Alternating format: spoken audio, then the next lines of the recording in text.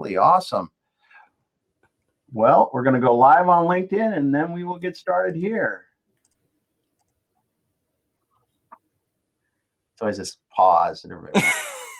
The awkward pause every Friday. Yeah. We're laughing here on Remo because as we go live on LinkedIn, everyone, we have to wait for the video to stop on LinkedIn. So welcome once again, everyone, to our Manufacturing E-commerce Success Series with myself, Damon Pistolka, the co-host with me, Kurt Anderson, and I'm just happy to be here again on another Friday with a wonderful speaker, dropping some great topics and information about e-commerce. So, Kurt, as we do, I'm going to let you take it away. Thanks, brother. So, guys, Damon Pistolka, the host with the most, and we have a great program today. So, Kurt Anderson here. I have my dear friend Reese Spykerman, and Reese is an e-commerce conversion expert. And Reese, welcome. Thank you for stopping by and joining us today. And how are you? I'm great, Kurt. I got to tell you, I'm so thrilled to be here. You guys are a lot of fun. You bring such great energy. So I'm excited for this talk today. Well, so Damon, I need to do a couple things on the intro. First, we want to give a shout out to everybody. Dan Bigger, 132 on the button, brother. So, hey, happy Friday. And Dan and I we're talking about actually meeting in person for the first time. So Dan, you made my day today with that. So we're trying to make that happen. So we've got Candy up in Alaska, Kevin, our dear friend in Madison, Valerie, Jeffrey Stern is with us today. Dan Bigger, of course. So guys, happy Friday. So Reese, I want to tell you a little bit about Reese, Damon. So I met, there's a podcast called Entrepreneurs on Fire. If you're not familiar with it, it's probably top 5, top 10 business podcasts. It's John Lee Dumas. He started in 2012. Guy's just absolutely crushing it. And so I listen to it quite religiously on a regular basis. And one day I'm at the gym, I'm listening to this amazing, incredible podcast, and the guest is Reese. And she's going through these steps for e-commerce, and I'm completely blown away. So her and I connected on LinkedIn. I think this was back in like October. And so we've had numerous conversations. We've booked this for April. So Reese, we've been waiting on this for months. And Reese has a fascinating background. She's an e-commerce conversion expert. Reese, I believe you went to the University of Missouri Journalism School, correct? Yeah, you got it. I mean, the Journalism School of Fame. So tell us a little bit about your background, how you got into e-commerce, and how you found yourself as a conversion expert. Yeah, and Kurt, I also want to say, I think one of the best things to come out of that podcast with Entrepreneurs on Fire was connecting with you. So I'm so pleased to be here with you today. Thank you. Yeah, absolutely. I appreciate that.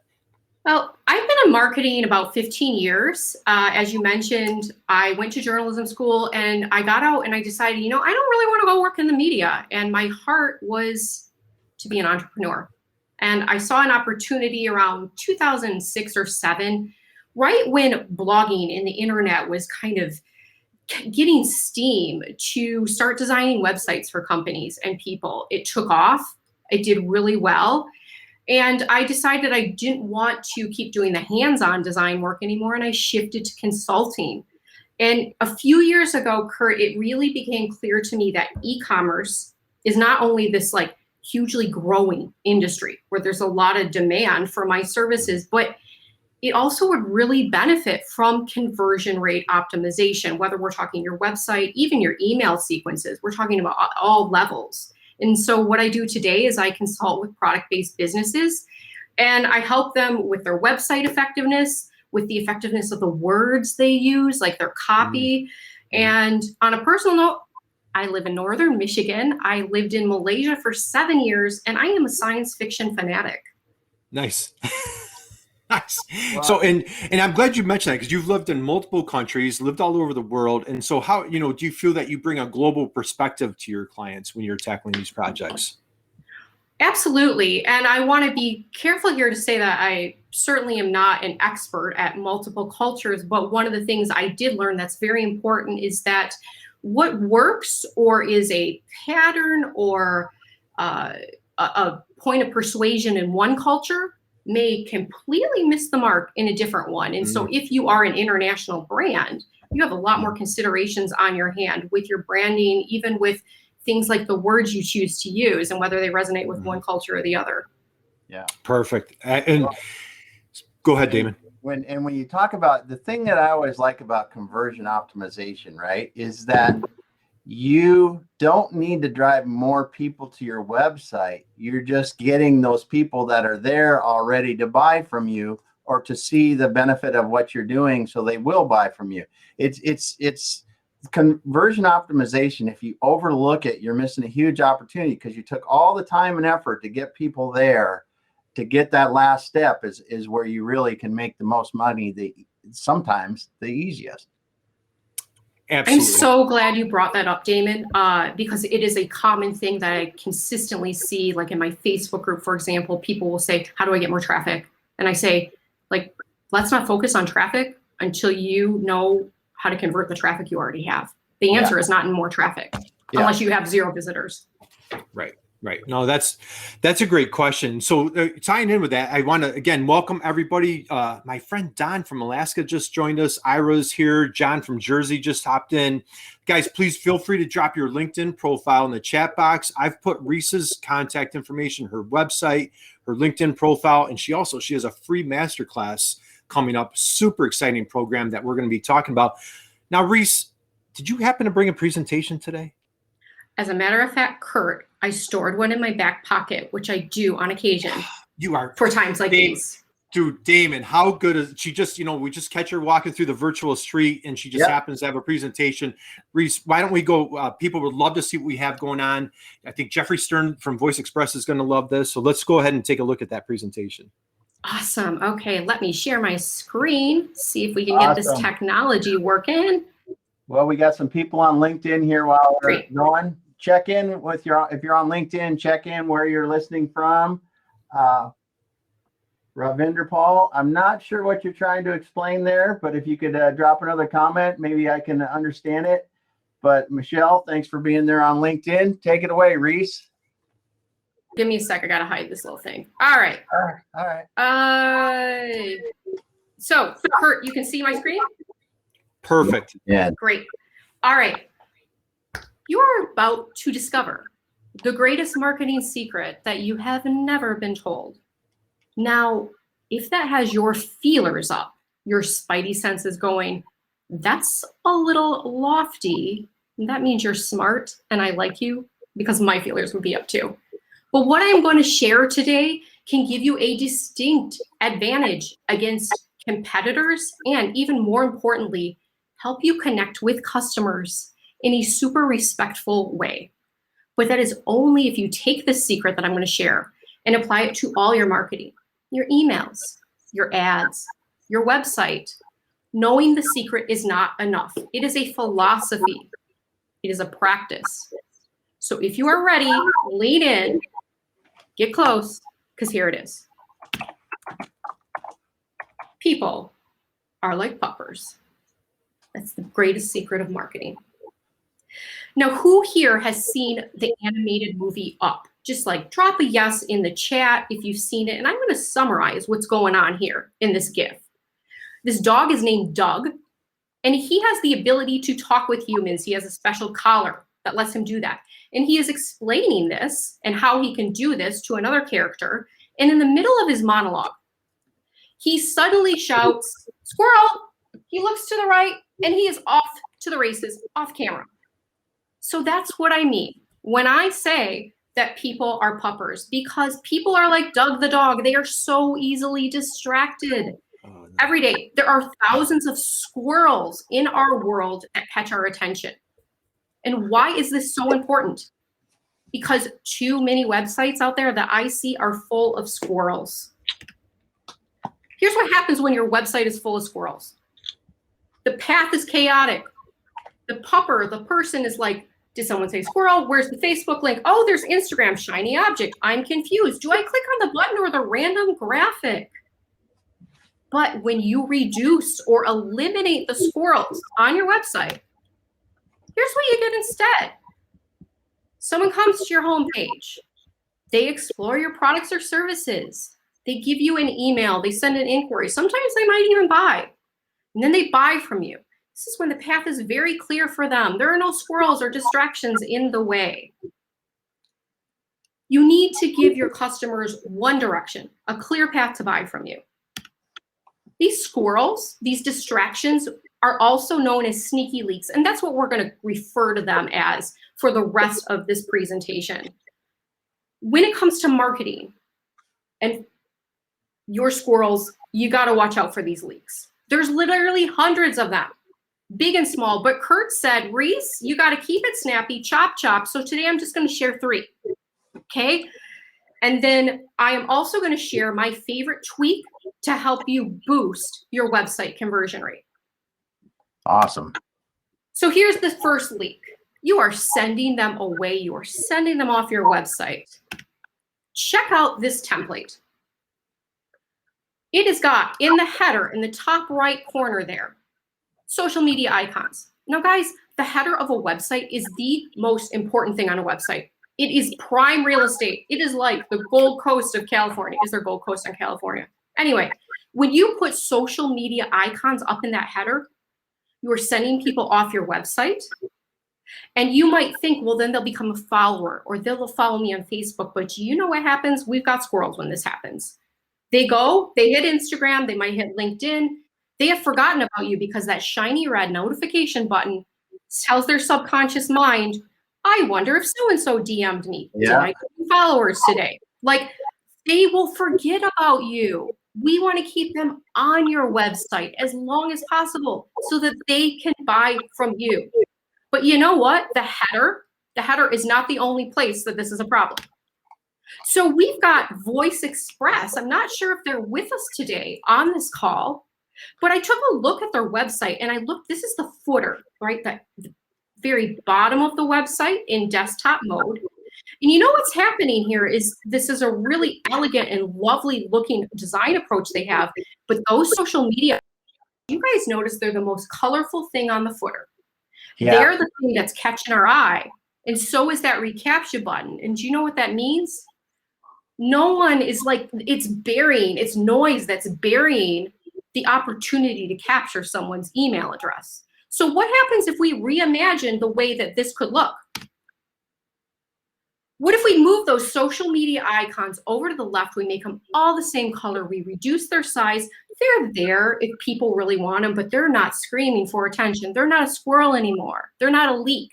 And we emphasize the email sign up area. And if you didn't catch it, there's another little tip I snuck in here for you.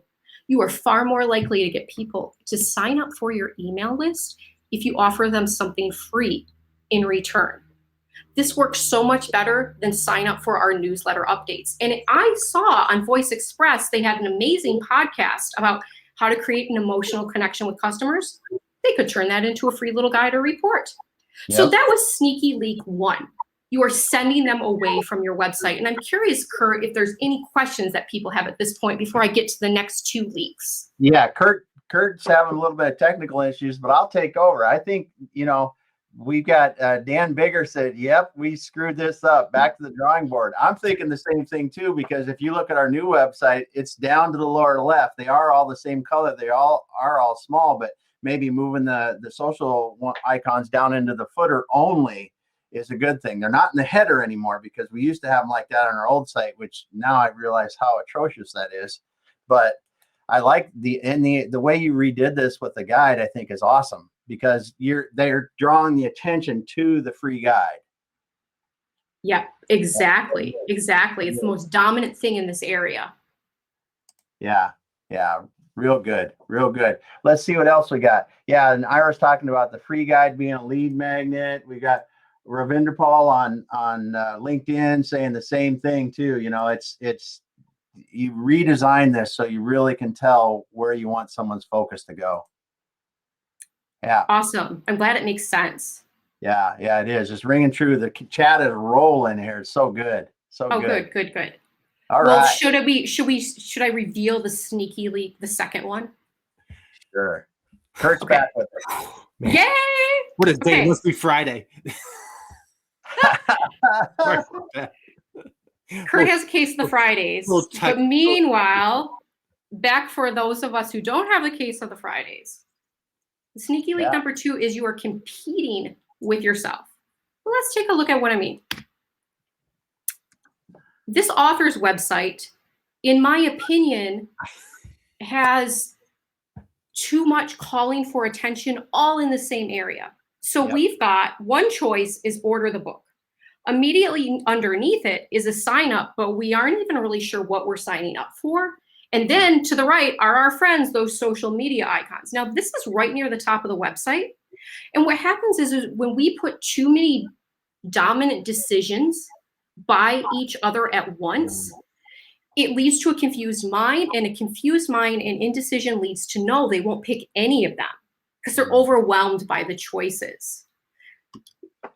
That was number 2.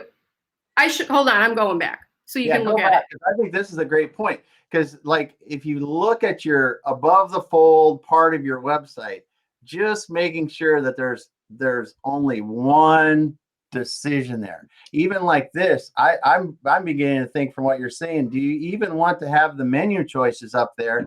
Because now you see some of the websites with the menu choices to the left or to the right or something like that, because it might draw attention, but certainly not like this where you've got 2 competing choices and the social media icons all at once right away. Yeah, and I wanted to give an idea about how this could be reapproached in case it helps someone listening. So if she were my client, I would say, what if we do this? What if at the top, like in the above fold area, like you mentioned, we have get a free chapter of my new book when you enter your email. Like the wording needs help, but you get the idea. Yeah. Then what you do is you send them the free chapter and you put them into a funnel and you encourage them to then go buy the book, right? So first you capture that lead and then go encourage them to buy that book. Yeah. That's a good point, because the simple call to action there, the less commitment on their side, that's probably above the fold is the right place to get that first initial call to action, isn't it? Yeah, and what a juicy thing to offer someone a free chapter. I mean, I think a lot of people would really find that to be, especially if they're a fan of hers, valuable. Now, there's context that matters here, guys. Like, if they are fans, they might very well go order the book. But I like to assume that we have a fair amount of people who are new to us coming to the site. How do we connect with them? Yeah. And it's, and our dear friend Ira makes a good point. He says, less is more, right? Yep. And man, Allison's in the house, Damon. So Allison's out there today. Allison, happy Friday. Welcome. Yes. And then I like what Dan talked. He is, why didn't our web designer point this stuff out? And then who is it? John, he said the web team gets paid to make it all function, not execute for your business. And this is so true. I think it's almost like you have to have 2 different parties that are working on your website. And this is part of the reason why e-commerce is so complex, because a really good web developer may not understand the customer journey well enough, or simplification like you're talking about here, to make it easy to capture these leads, or make it people easier not to capture the leads, but get them so they can find what they want easier. I guess I'm not explaining it well, but it's simple. No.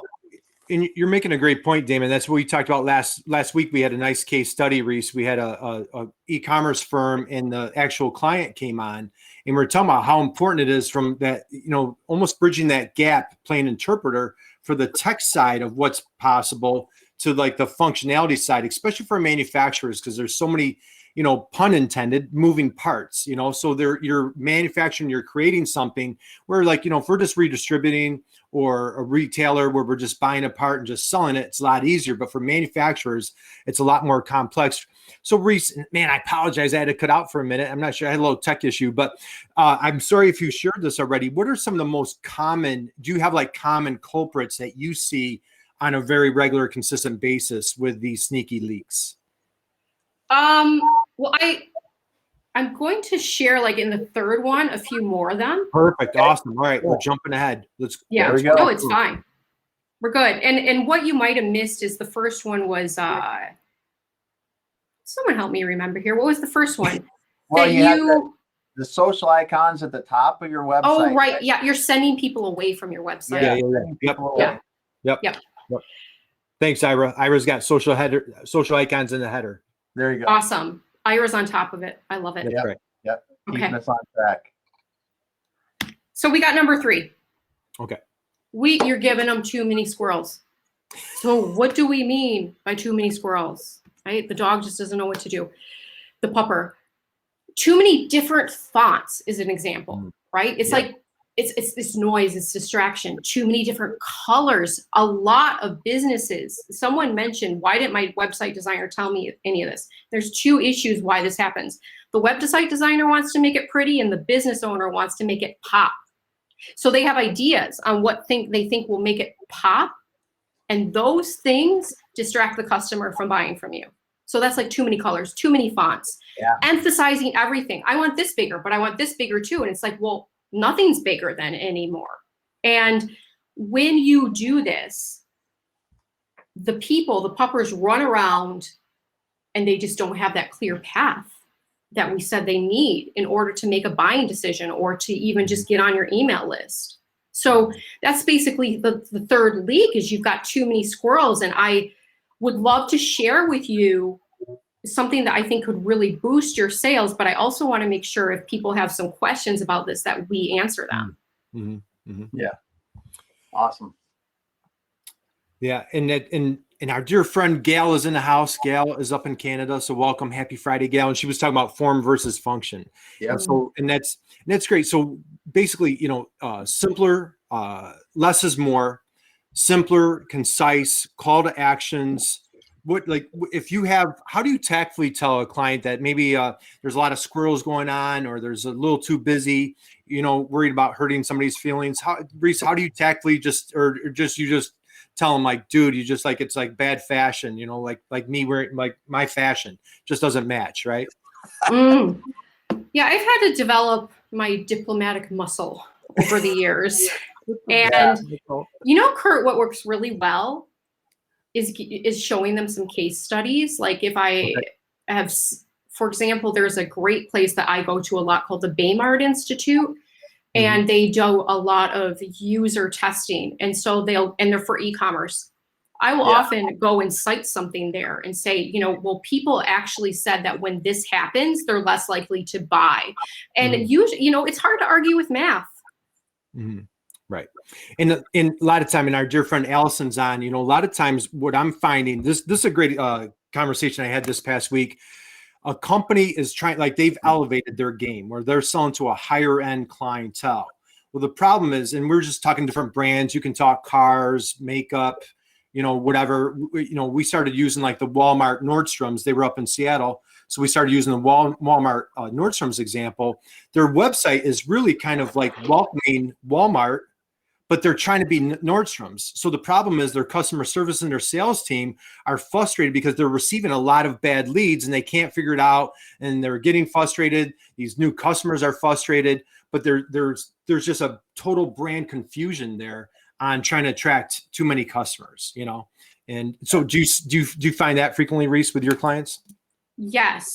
I love that you brought this up because there is a difference between the number of leads and the quality of your lead, right? You want a higher quality lead, and that comes into play with how are you approaching your branding? And before you even approach your branding, so how you look, the words you use, you need to understand your customer and who they are, not just their demographics, but what is really important to them. What do they desire when it comes to your product? And then and only then can you give them the kind of words and visuals that meet them. Otherwise, you're going to be attracting someone else.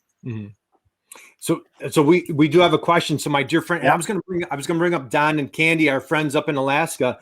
In downsizing noise, how do you make decision on what to keep? Great question, Don. That's a great question. I love this question. And I think, Don, I'm going to be showing you an example that I hope will answer that question. But if it doesn't, let's dig in a little deeper. Would that be okay? Absolutely. Okay. Great. Any others right now before I show them? I'm so excited to show them like this tweak to boost leads or sales. Yeah. Right. Oh my God. You always have to laugh at Allison's stuff. Oh God. Allison's comment is great. The website is nothing more than an amplifier. If the substance sucks or is missing entirely, it doesn't really matter how pretty the site is. Can I swear or not? Or is this like PG? Sure. I do, and I don't even realize it. So yes. Yeah. So my husband likes to say he's an artist. Shit in, shit out. Yeah, exactly. Yep. That's basically the concise way of what Allison just said. Right. Yep. Exactly. And Allison responds, hell yes. So how's that? Awesome. So all of the above. So yeah.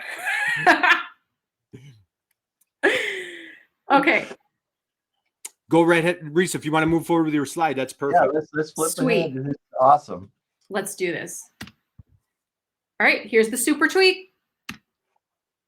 All right, it is one main call to action per page. Now, this gets a little bit complicated in e-commerce, and we can talk that out in a second if you want, but I will show you visual of what I mean. Well, let's talk first. What do we mean by a call to action?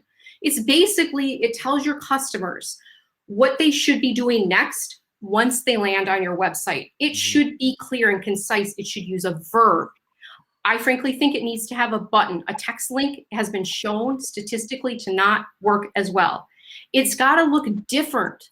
If you have other calls to action on your page, it's got to be more emphasized. That's what I mean by a main one. And you need to minimize those other ones visually. You can also add more emphasis by giving some space around it. So let me show you this awesome before and after. I've got a couple of them, and I think they're going to drive the point home. Great. Do it. So this is my client, Cindy. She's in the service-based industry. And right before, on her home, this is just her homepage. We didn't even go through the rest of the site. This was a quick project just on home. All of her call to action buttons look the same. You see how they're all like this red looking button. And in the visitor's mind, this makes them all equally important. Even though you don't see them all and they show up as you scroll, it's kind of like, which one do I choose? So in the main call to action at the top, that red button is really hard to see against the black because the contrast isn't very high. Check this out. The tweak I made increased her leads to her email list by 52.9% in a month. And it's this.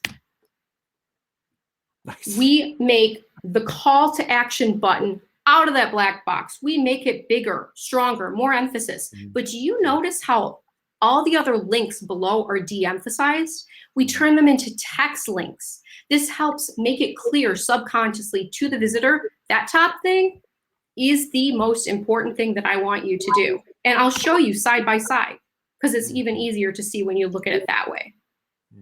Yeah, that's cool. A 52% conversion increase. Yeah. You said 52.9.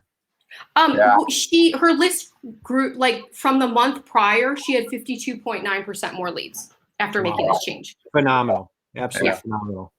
John says stunning.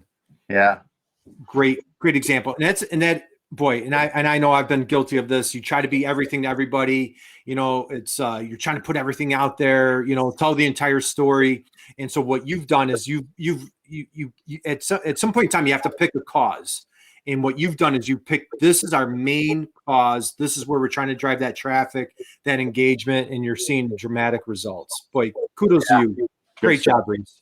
Yeah, let's look at an e-commerce example though, because you make such a great point, Kurt, with like, what do you choose? And when we're talking about a product-based business, it's even harder than it was for my client, Cindy, with a service-based business. So I want to show you Faulkner Electronics. I think you know these guys. I do know these guys. So let's analyze what's going on with their site real quickly. What's happening is we've got no single primary call to action. We have 3 buttons going across the top that say learn more, which is not very descriptive either. They're competing with that free shipping graphic. We've got a lot of color in the header. It's kind of like, where does the eye go? It's, you know, and so what happens if we reimagine this and we make it so that we minimize all that color so that you emphasize the first call to action. Now, I don't know much about Faulkner's business, but I went on a limb and guessed that maybe the ground straps might be their biggest mover. So I decided, let's emphasize that on the homepage as the thing we want them to shop. And you know what? I changed the language from learn more to shop ground straps. that doesn't mean people won't go look at your wire harnesses or your other things. All right. It's just going to help steer them first to your ground straps. If you don't like the ground straps, do the wire harnesses. But we've streamlined everything in the header so it's not competing with that call to action for attention. And it makes it a lot easier for people to navigate. And the other thing I did, you might notice, again, I don't know their market very well, but I kind of riffed a bit. I did some copy that, you know, keeping you and your customers out of harm's way since 1985, it gives a customer a benefit. And it's a bit of their value proposition in here. But pop a yes in the chat if you would like me to come in again at another time and do a presentation on the magic words to use on your website that stop customers in their tracks. Because if you do, I'm going to make you a deal. Kurt mentioned I have a free masterclass coming up. And I would love to drive more signups so more people can get the expert advice in that masterclass. If you sign up and tell at least 2 of your friends in e-commerce about it, and I have 100 more signups by May 1st, I will come back and I will give you the magic words presentation. And you can find that here at thecommercecollab.com. Man, Nice. Reese, that's quite an offer. So all right. So first, man, tons to unpack there. My goodness. Yeah, I'm just going back and I'm thinking about what you said about the designer, the owner, all want to make this website pop. And what you did was 180 degrees from that, but you made the thing, you highlighted the important money-making part of the website. Because from a designer standpoint, the website's boring. From the owner's standpoint, or the executive, the website looks boring. But from a sales standpoint, that's what the hell you want them to do. Right. So, all right. So a few things we want to cover real quick. And Gail says, I need to watch today's session again, man. We need a repeat on this, Reese. So first off, I dropped Reese's LinkedIn, her website, and her masterclass in the chat box. Please connect with Reese on LinkedIn. Stop by her website. You want to check it out. And then most importantly, you want to check out her masterclass. It's coming up at the end of May. So Reese, let's talk about, and thank you for doing this for me. This was great how you did this. Now, let's talk about a couple of different things, because we have marketers on the program. We're trying to drive traffic to specific websites or specific landing pages with either pay-per-click, SEO, our social strategy. You know, on that homepage, again, man, we're trying to be everything. You know, we're at the trade show and we're trying to, you know, we're trying to be everything to everybody on that homepage. So now what you've done is you've just really simplified. So when you have that retailer, the e-commerce, website, Don, my friend, sells fish. He has this incredible fishing lure up in Alaska. My friend Candy up in Alaska. We have Voice Express, Jeffrey Stern. So everybody's selling different parts and different products. How do you encourage that client on that homepage and maybe prioritize, or how do you pick that top priority as you did here with the ground strap example? Great question. I love this. Let me ask first can I switch off my screen share? Is that cool? You can. Yep. All right. Give me a sec here so I can actually, as I talk. All right. There we go. We're like, there Damon and I are like the two. Damon, did you watch the Muppets when you were a kid growing up? Remember the 2 old guys in the balcony? You know, that's Damon. So we're the 2 people in the balcony. So that's what you were missing. Yeah. Okay. Like the Muppets. There are 2 approaches that I see to the homepage, and it depends, in my opinion, on your product, on your catalog size. If you have a ton of SKUs, then I like to use this top area to promote a sale, or like a promotion or a new product offer. Mm-hmm. If you have a smaller catalog or you are a newer brand, I like to use it more as what I call like the value proposition area. Mm-hmm. And so then what it becomes is maybe that top like main CTA is just directing to the main shop category page. Does that make sense? So it's really contextual. It really depends on the size of your business. Right. And so again, with a larger business, I would have a sale or promotion that might switch out quite frequently. And then as you go down the page, you want to do things like your product categories. Then you want to maybe put some a little blurbs of information and bullets about your point of difference. And then you want to have things like a bestsellers. And you don't want to have 80 million product photos on there. You got to keep it lean and mean. Go look at rei.com. They are, like outdoor manufactured clothing and stuff. Yep. They have a big catalog and they have a pretty darn tight homepage. There's not a lot going on it. All right, Reese. So let me throw a little challenge at you, and this wasn't a prepared question, but since my dear buddy Dan Bigger is on the program, and we target manufacturers, we have a lot of manufacturers that do not have a proprietary product. Okay, so when I say that, they have proprietary processes. They're basically service providers.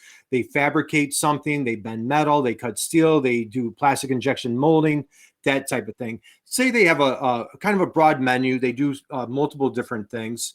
Again, kind of a broad question, but how would you help approach a custom manufacturer that has multiple different services, and how would you kind of like attack that homepage?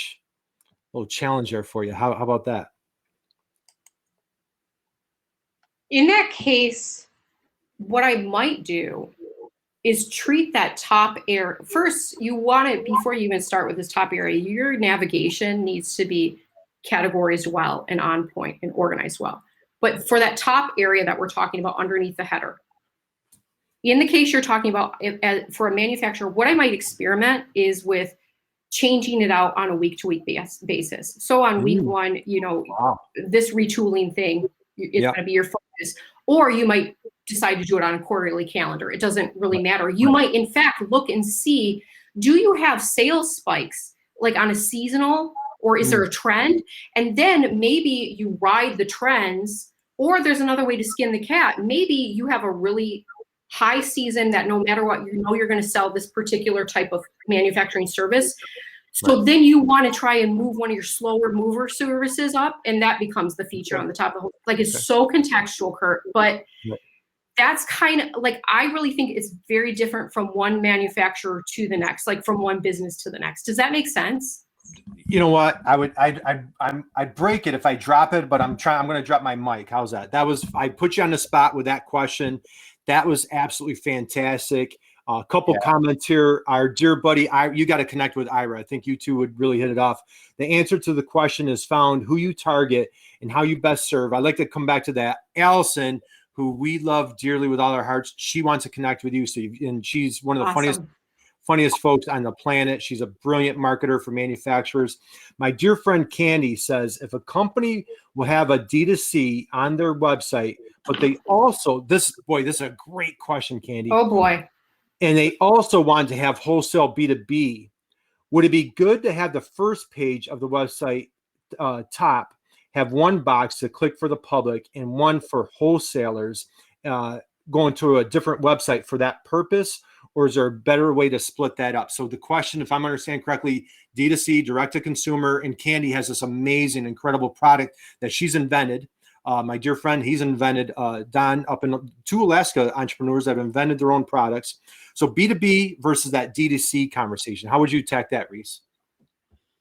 If it were my business, I would look at my numbers. Now, if it were not a 50-50 situation and one were a bigger mover than the other, then I would honor that traffic and those numbers and those metrics and emphasize that, but make it really clear in the main navigation menu, like maybe there's say for example, in this example, that the D2C is the bigger pie of the business, piece of the pie.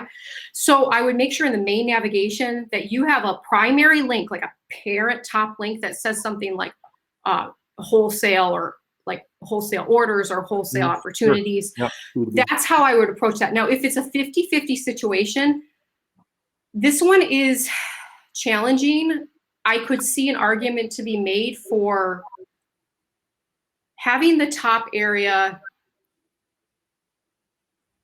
have your value proposition lead to the product page or the shop page. So but make it clear on that next page that there still could be like wholesale opportunities or, you see how, again, it's very contextual.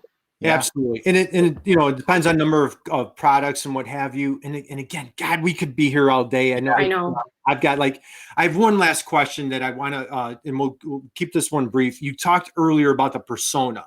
And a lot of our clients are either, we deal with a lot of manufacturers. They're great at making widgets. They've just never even really thought or even heard of going through that persona concept, going through the persona exercise. our dear friend Allison, she's phenomenal at that. You do it with your clients.